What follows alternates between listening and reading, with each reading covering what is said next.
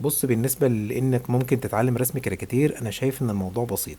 فخلينا نتكلم كده بشكل عملي. لو قلت لك بتعرف ترسم دايرة ومثلث ومربع، هيبقى الموضوع بالنسبة لك سهل جدا. تعال نرسم دايرة وناخد علامة زائد في النص بالظبط. علامة الزائد دي، الخط اللي واقف ده بيقسم لي الوش. النص اليمين بيبقى زي النص الشمال. مش لازم ان انت تقيسها بالمسطرة بالظبط، ولكن ايه، بالنظر كده. الخط اللي هو بالعرض ده بحط عليه العينين. الخط اللي بالطول بحط عليه المناخير كده. المناخير بتبقى في نص الوش بالظبط، بتقسم الوش يمين زي شمال. كذلك البق اللي في النص اليمين بيبقى زي النص الشمال، بحيث انها ايه تتكون في الاخر. إيه، العينين زي ما انت بتعرف ترسمها برسمها عادي، يعني احنا بس بنشوف الملامح بتتحط فين. الخط اللي بالعرض ده بحدد من عنده بتطلع فين الودان. الودان طبعا على الاطراف خالص بتاعت الدايره، علشان الوش ده باصص ليه.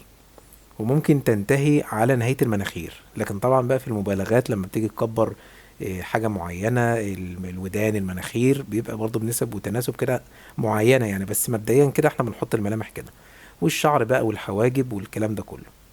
تمام، موضوع بسيط خلاص، اداني وش اهو. ازاي بقى بترسم العينين والمناخير والبق والحاجات دي بعدين مش مشكلة. المهم بتحط بالظبط انا عايز اعمل بقى ايه الاتجاه. هخلي الخط ده في اتجاه الوش. يعني الوش مثلا لو خليته مثلا ايه، باصص الناحية اليمين شوية، تمام، الناحية دي كده. فبقوم مميل الخط اللي بالطول ناحية اللي انا عاوز الشخصية بتاعتي تبص له. المناخير اتحركت مع الخط اللي بالطول، فبقيت بالجنب كده شوية، فبقى الوش ايه، مبقاش باصص لي، بقى باصص للجنب. العينين طبعا اتحركت مع المناخير، في عين هنا وعين هنا، ممكن اعملها مثلا نقطة سودة، مش لازم عين بالظبط يعني. والحواجب عادي. البق برضو اتحرك مع الخط اللي في النص. الودان مش هتبقى في الطرف زي ده، لان الوش دار شوية، فبقيت الودان دخلت لجوه شوية. تمام، فرسمة الودان بقت اوضح من الرسمة الاولانية. بحط بقى الشعر عادي. تمام، مداني هنا ايه، رسمة شخصية باصة للاتجاه اللي انا عايزها تبص فيه. كذلك بقى لو بصت برضو ناحية الشمال، فبتحرك ايه الخط اللي بالطول ده يمين وشمال. هو مش لازم يبقى دايرة بالظبط، بس ممكن نرسم مثلا مربع، بس ما خليش زواياه حادة قوي. ممكن اخليها كيرفات زي ما انا هعمل دلوقتي كده، بحيث ان الوش يبقى ايه، شكله كده طويل كده، مش حاد قوي. تمام. بحط العينين زي ما انا عارف خلاص بتتحط فين. مهم قوي ان انت تبقى عارف الملامح بتتحط فين. والودان زي ما عملت في بالظبط ايه في حركة الرسم الشخصية اللي هي الدائرية اللي فوق دي. وبحط بقى الشعر.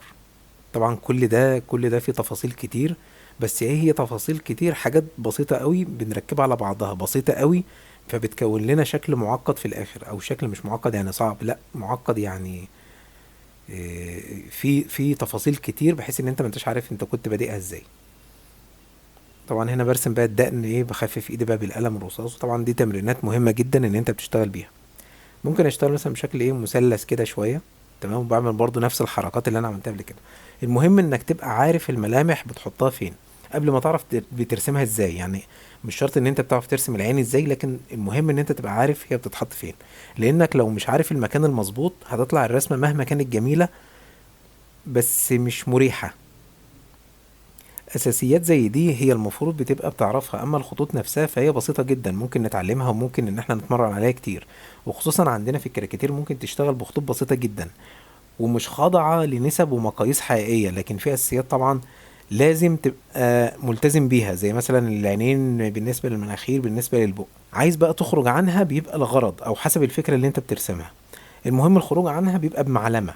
برسم هنا اللي باصص لليمين خالص أو للشمال خالص، للجنب خالص، فالخط اللي بالطول جبته ايه، على طرف الدايرة خالص. وببتدي بقى إيه، أرسم العينين. طبعا في عين باينالي، عين التانية الناحية التانية مش شايفها، وهكذا. وابتدي بقى ان انا ايه، اتمرن كتير على الطريقة دي. ازاي برسم الكاركتر؟ شوف انا برسم الكاركتر باسلوب بسيط جدا، مانيش عامل فيه تفاصيل بقى العين بتترسم ازاي والظل والنور والكلام ده كله. لكن انت حاسس ان في رسمة، في كاركتر، في شغل. ليه؟ لان انا عارف انا بحط الملامح بتاعتي فين. فدي حاجة لو انت عرفتها تبقى كويسة جدا.